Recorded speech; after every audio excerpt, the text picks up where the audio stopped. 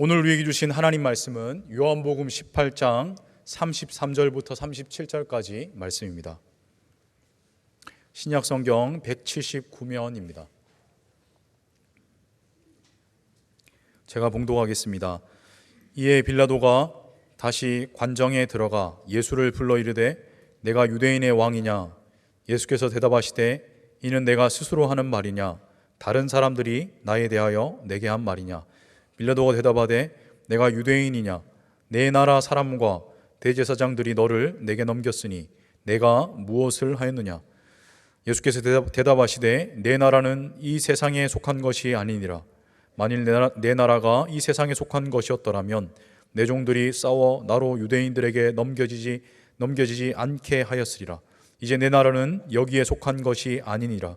빌라도가 이르되 그러면 내가 왕이 아니냐? 예수께서 대답하시되 내 말과 같이 내가 왕이니라. 내가 이를 위하여 태어났으며 이를 위하여 세상에 왔나니 곧 진리에 대하여 증언하려 함이로다. 무릇 진리에 속한 자는 내 음성을 듣느니라 하신대. 아멘. 지금은 고인이 되신 고 이청준 작가의 작품 중에 소문의 벽이라는 제목을 가진 중편 소설이 있습니다. 그런데 그 소설 안에 주인공도 역시 소설가예요. 박준이라는 이름의 소설가가 등장을 합니다. 그런데 이 사람이 왕성한 작품 활동을 벌이다가 갑자기 더 이상 글을 쓰지를 못해요. 왜냐하면 이 사람의 정신병이 심해진 거예요. 그래서 정신병원 수용소에 수용을 하면 또 탈출을 해요. 수용을 하고 탈출을 하고 이걸 거듭 반복합니다. 그런데 이 사람이 왜 이러는가, 왜 이렇게 됐는가, 그 원인이 있어요. 이 사람에게, 이 주인공에게 어떤 한 가지 특별한 것에 대한 두려움이 있습니다. 공포가 있어요. 이 사람은 특이하게도 전지불에 대한 트라우마, 공포, 이게 있습니다. 이게 뭐 손전등 아니면 뭐 랜턴, 이걸 생각해 보시면 되겠어요. 그 전지 불빛에 대한 아주 심한 트라우마가 있습니다. 근데 여기엔 또 개인적인 사연이 있어요. 작품 속의 주인공이 아주 어렸을 때에 6.25가 터졌습니다. 1950년 그해 가을입니다. 이 주인공의 고향은 저 남해의 아주 작은 포구마을이에요. 그런데 6.25 발발 직후니까 남한의 경찰들하고 지방의 공비들이 번갈아가면서 등장을 해서 마을을 번갈아서 점령을 하던 그런 때였습니다. 그때 본인이 겪었던 한 가지 사건이 트라우마가 돼버린 거예요. 어느 날 자기 어머니와 함께 누워서 잠을 자고 있는데 갑자기 방문이 활짝 열리면서 어떤 사람들이 방 안으로 쳐들어왔어요. 그리고는 아주 눈부신 전지불을 어머니 눈에 바짝 갖다 대면서 이렇게 묻는 것입니다. 당신은 누구 편인가? 좌냐 우냐, 좌익이냐 우익이냐, 이걸 대답하라는 거예요. 그런데 문제는 전지불이 너무 강하기 때문에 상대방이 누군지를 몰라요. 잘못 대답을 했다가는 목숨이 두려울 판입니다. 그런데 상대방이 누군지를 모르는 가운데서 진술을 강요받는 이런 상황이 된 거예요. 바로 그때 그 장면에서 나이 어린 이 주인공은 극도의 공포감을 갖게 됩니다. 그리고 그게 평생 트라우마로 작용을 하게 된 거예요. 여러분, 바로 이 장면에서 작가가 말하고 싶은 것은 이것 아니겠습니까? 사람을 이롭게 만들려고 만든 이념, 그 이념을 사람이 따르고 추구하고 결국은 그 이념으로 다른 사람을 서슴없이 죽일 수 있는 이 모순, 세상의 어떤 정치 이념보다 가장 소중하고 가장 고귀한 것은 우리 인간의 생명 아니겠습니까? 그런데 인간의 가장 소중한 생명 앞에서 소위 말하는 이념이나 이데올로기가 얼마나 허망한 것인가, 이걸 드러내 보여주는 거지요. 바로 그제가 김인현 3월 1일 3.1절 독립경축일이었습니다. 보니까 거리 곳곳에 태극기가 꽂혀져 있어요. 저도 집에서 아침부터 해질 때까지 태극기를 꽂았습니다. 참 일제 치하에 있을 때 나라 전체가 많은 고생을 했지요. 그런데 정말 감사하게도 35년 뒤에 하나님께서 은혜로 우리가 뭘 잘하고 열심히 하고 이런 것보다는 그저 국제 정세를 하나님이 이용하셔서 은혜로 우리 대한민국을 해방시켜 주셨습니다. 참 얼마나 감사한지요. 자, 그런데 문제는 해방 이후입니다. 해방 이후에 좌우, 좌익, 우익, 이 좌우의 이념들이 너무 심각해진 거예요. 그래서 나라 전체가 상당한 상처를 받았습니다. 우리가 아는 여순 반란 사건, 제주 4.3 사건, 그 뒤로도 한동안 계속이 되었던 연좌죄 등등 말이죠. 그런데 이 이념 대립과 갈등이 지금까지도 계속이 됩니다.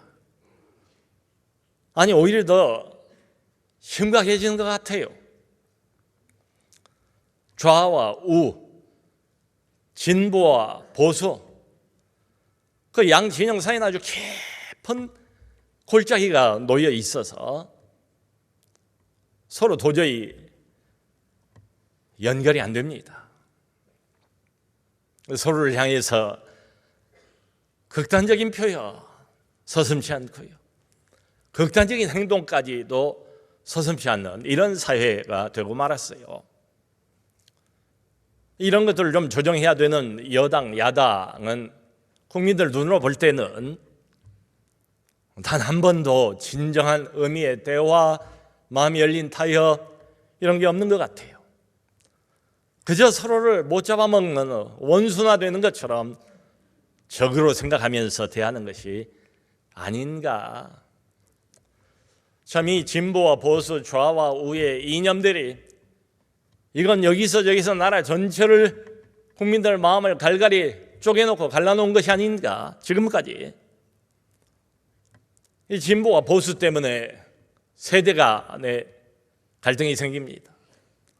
나이가 좀 있는 세대, 나이가 좀 젊은 세대, 진보와 보수로 갈라져요. 또 지역은 어떻습니까? 경상도 따로, 전라도 따로 진보와 보수가 이렇게 갈라놔버렸어요.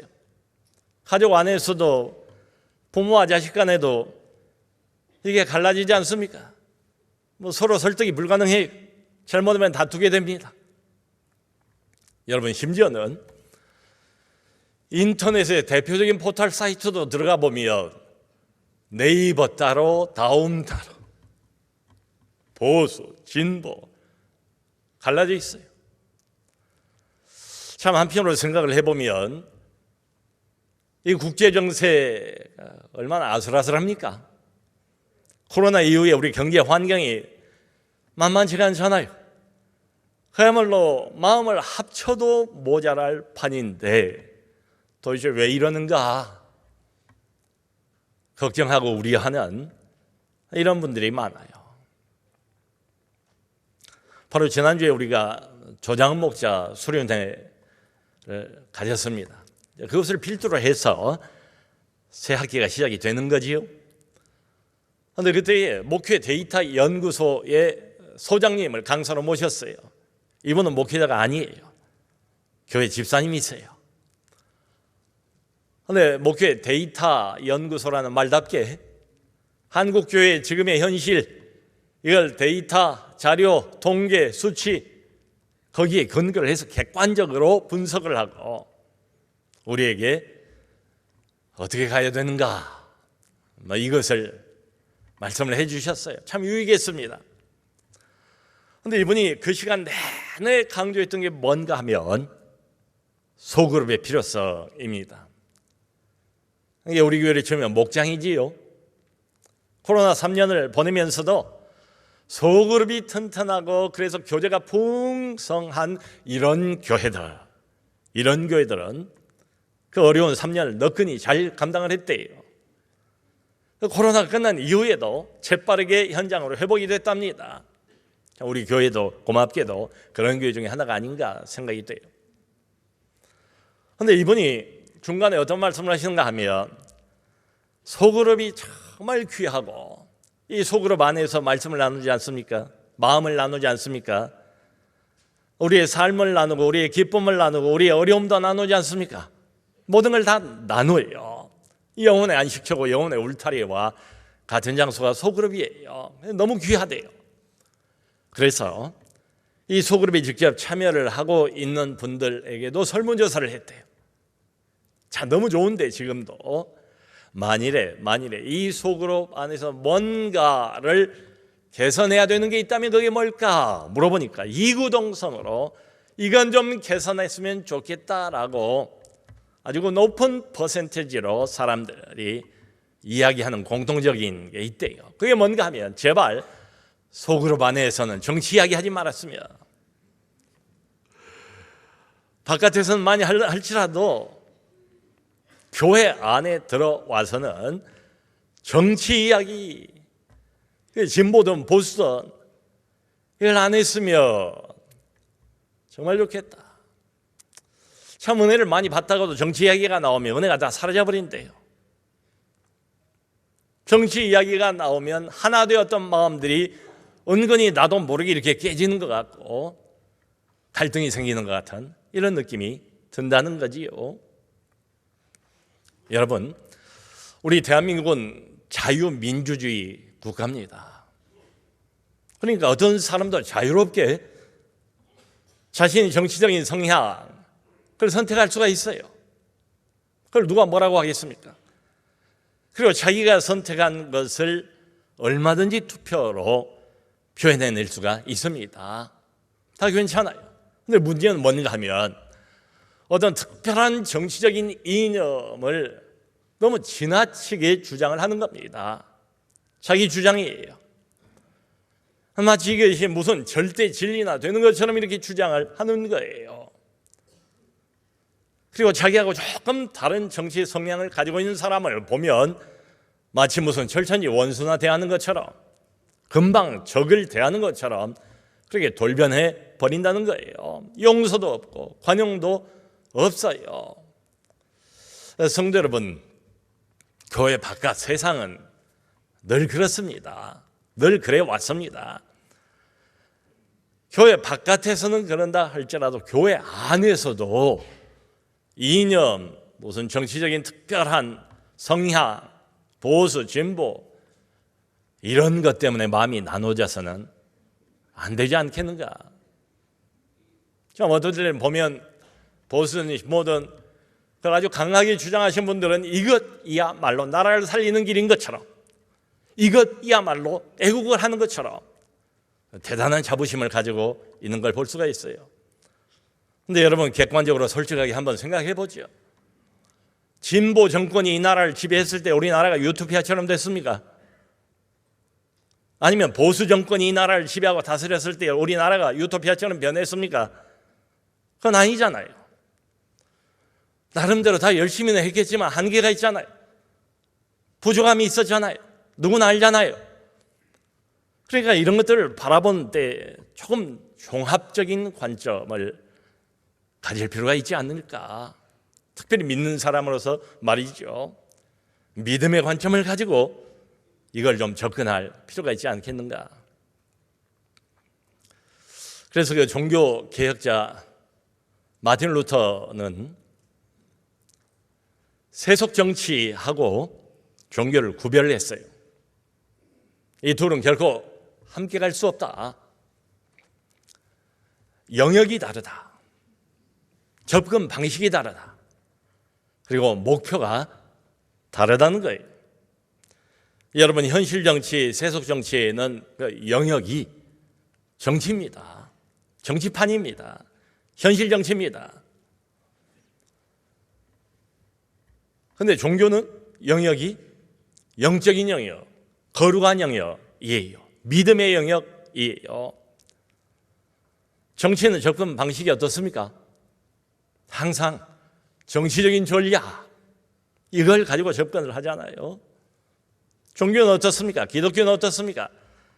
항상 접근을 할 때에 하나님의 사랑, 이걸 가지고 접근을 하지요. 여러분, 정치의 목적은 보수든 진보든 똑같습니다. 예나 지금이나 하나도 틀린 것 없어요. 똑같아요.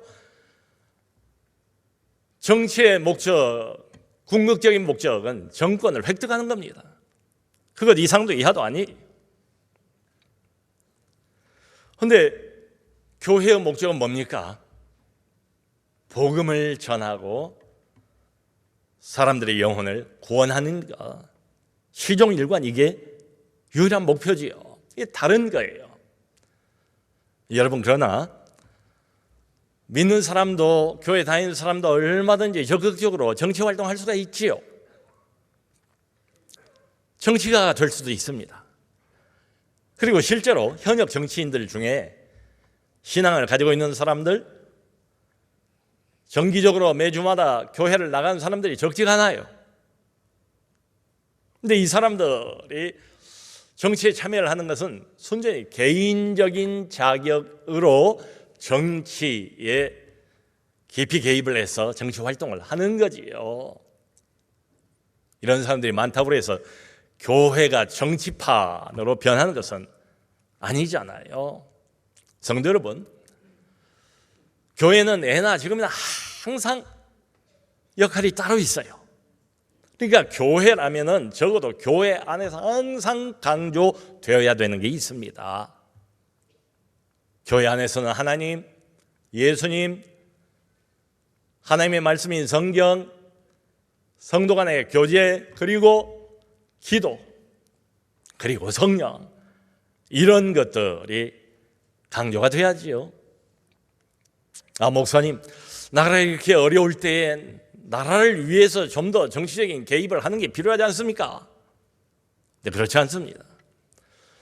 정말로 나라를 위하는 방법은 굉장히 다양합니다.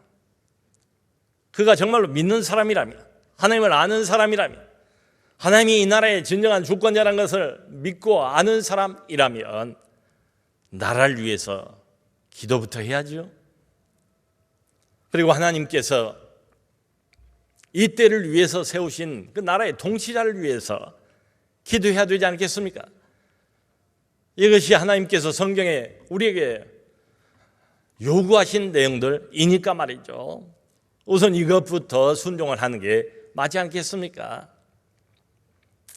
목사님, 주님 말씀에도 보면은 너희가 세상에서 빛과 소금이 되라고 그랬는데, 이렇게 정치 문제 때문에 혼란이 많은 이때에 우리 믿는 사람들이 빛과 소금이 되기 위해서 좀 더 적극적으로 정치에 개입을 하는 게 맞지 않습니까? 그것도 아닙니다. 우리 주님께서 우리 보고 빛과 소금이 되라고 말씀을 하셨어요. 근데 그때 말씀하신 빛과 소금은 정치적인 이념, 보수냐 진보냐 전혀 상관없습니다. 주님께서 빛과 소금이라고 말씀을 하실 때는 우리에게 어떤 환경이 주어지든지 그 환경, 그 생활 속에서 신자답게 살라, 이런 요구지요. 신자답게 살라. 그럼에도 불구하고 성경 말씀을 보면 예수님 당시에도 비슷했던 것 같아요.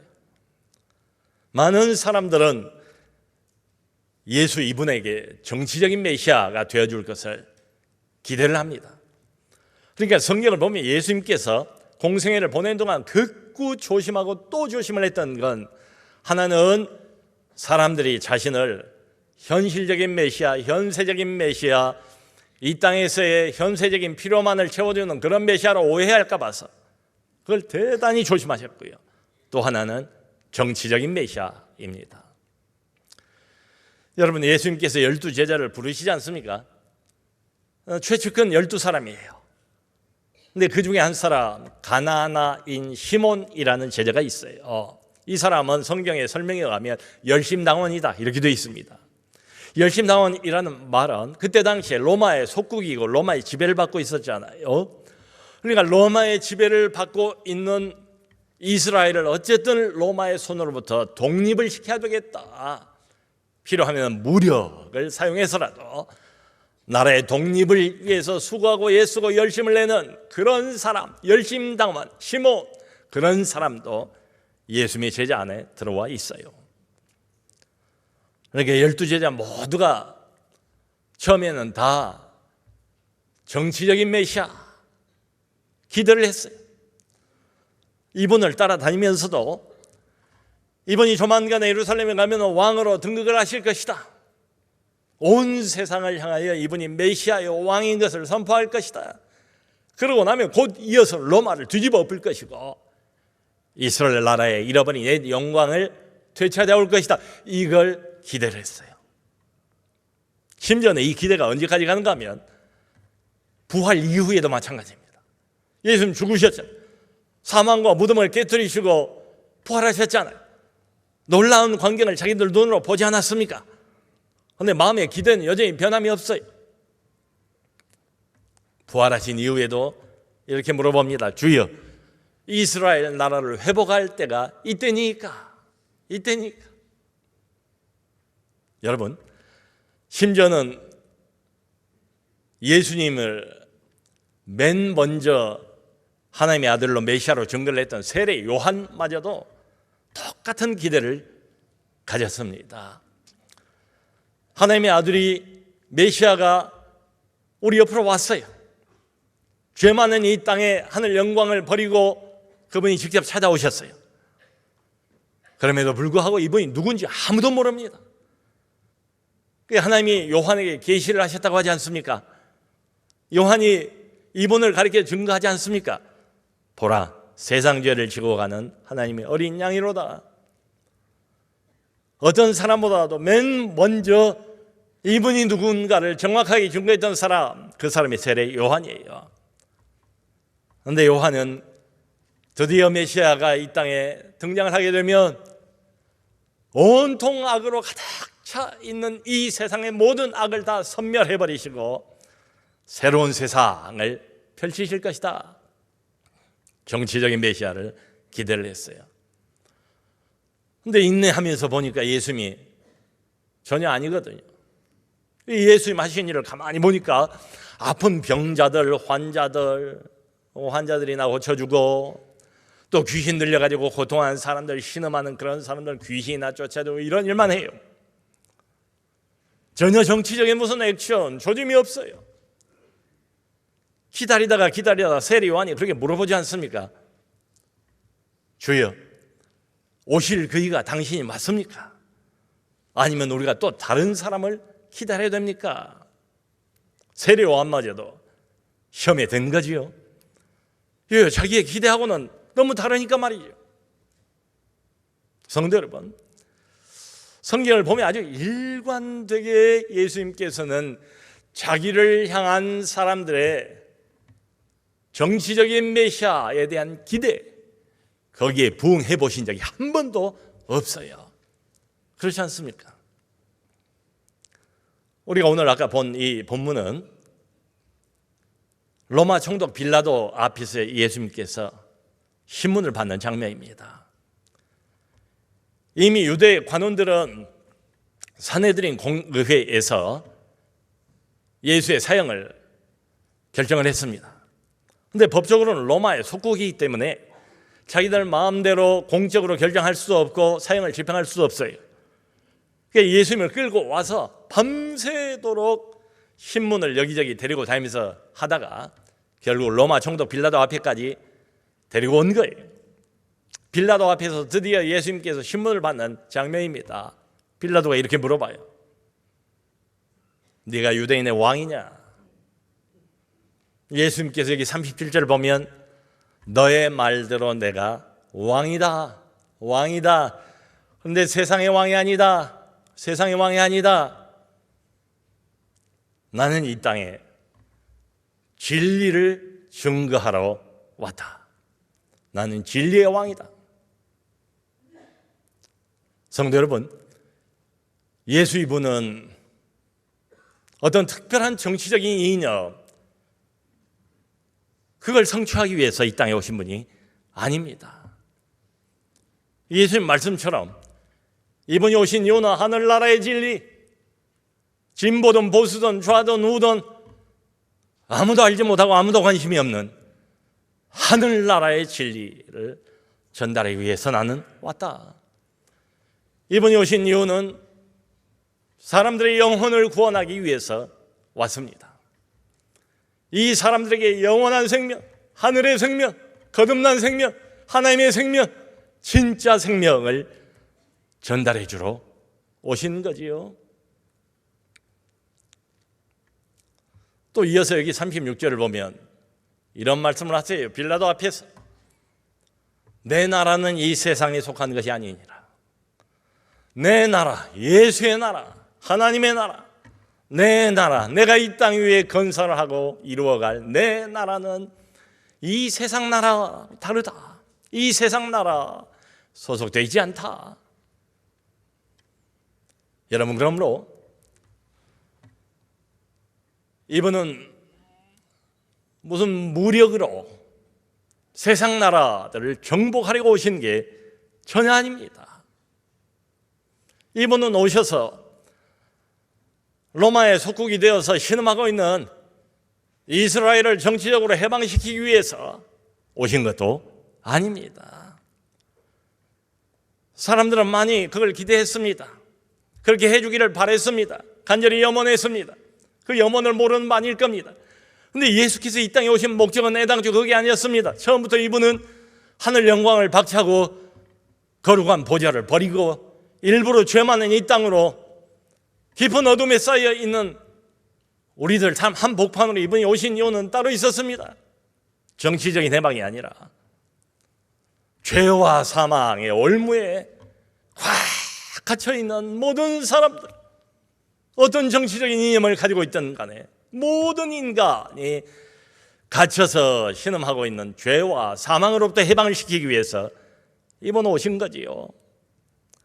이미 오래전에 하나님과 완전히 단절되어 버린 그 영혼을 다시 하나님께로 되돌려 놓고 회복시키기 위한 그 목적으로 이분은 오신 거지요. 그러므로 사랑하는 성도 여러분,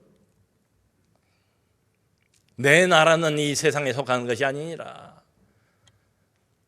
예수의 나라는 결코 무력과 폭력에 의해서 세워지지 않습니다.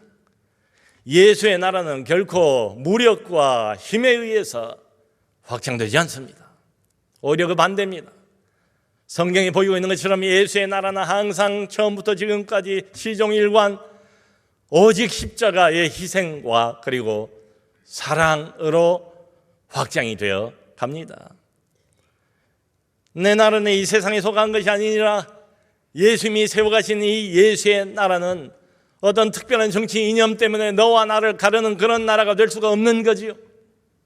오히려 그 반대지요. 예수의 나라는 유대인과 이방인이 하나가 된 나라. 예수의 보혈로 가운데 놓여있던 모든 장벽이 다 철폐가 되고 가진 자와 못 가진 자가 하나가 된 나라. 종과 주인이 하나가 된 나라.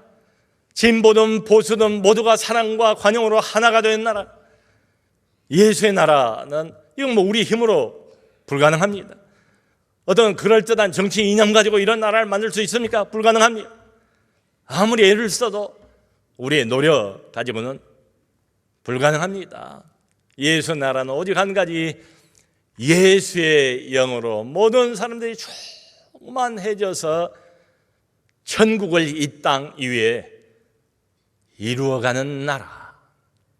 예수의 영으로 하늘 천국을 이 땅 위에 가시적인 형태를 이루어가는 나라, 예수의 나라.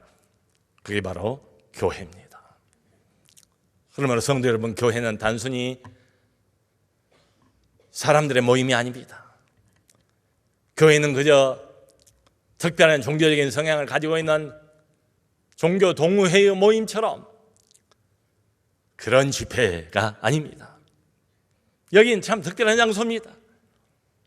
예수의 나라가 이루어지고 있는 교회, 여기는 예수 이분만을 왕으로 고백하고 이분만을 왕으로 섬기고 이분만을 왕으로 믿고 따르는 사람들의 특별한 모임입니다. 우리 안에는 진보도 있고 우리 안에는 보수도 있습니다. 진보면 어떻고 보수면 어떻습니까? 왜 정치적인 이념 때문에 그리스도의 몸이 쪼개져야 되는 것입니까? 우리가 믿고 우리가 따르는 이 왕은 인간이 만들어낸 어떤 이념보다도 위대하신 분 아닙니까? 우리가 섬기고 우리가 믿고 따라가는 이 왕은 눈에 보이는 어떤 정치 지도자보다 비교할 수 없을 정도로 위대하신 분 아닙니까? 탁월하신 분 아닙니까? 영광스러운 분 아니십니까? 자, 그러므로 교회 바깥에서는 세상은 항상 시끄럽습니다. 정치와 이념 문제로 늘 갈등합니다. 중돌합니다. 서로 싸웁니다. 그러나 적어도 교회 안에서는 보수도 진보도 입을 닫아야 됩니다. 교회 안에서는 말이죠. 대신에 교회 안에서는 보수도 진보도 그리스도 안에서 하나 되기 위해서 힘써야 됩니다. 이미 그리스도의 고귀한 보혈의 피로 우리 안에 있는 모든 장벽을 철폐하시고 성령으로 하나 되게 하시지 않았습니까? 하나 되게 하신 것을 힘써 지키라. 그러면 교회 안에서는 어떤 정치적인 성향을 하고 있던 진보든 보수든 서로 화합하고 용서하고 관용하고 귀를 기울이고 이해하려고 애쓰고 그리스도 안에서 하나 되기 위해서 힘써야 할 줄로 믿습니다. 그래서 오직 우리 교회 안에서 이분의 이름만 높이고 이분의 영광만이 드러나고 이분의 십자가 사랑만이 찬란히 빛이 나고 세월이 지나갈수록 그리스도 십자가 사랑의 넓이와 높이와 깊이와 길이를 진보든 보수든 모두가 깨달아가면서 서로가 서로를 품고 예수의 사랑을 온 세상에 전파하면서 모든 사람들을 예수의 나라로 초대하고 이 평화의 나라, 이 복된 나라, 너도 나도 인간의 차별이 없는 나라, 이념의 장벽이 없는 나라, 그 나라에서 모두가 진정한 하나가 되는 것인 줄로 믿습니다. 모쪼록 우리 남서른의 교회 안에서 주일날 모일 때마다 예수의 이름이 높아지고 예수의 영광이 찬란하게 빛을 발하는 귀한 교회 될 수 있기를 주 예수 그리스도 이름으로 축원합니다.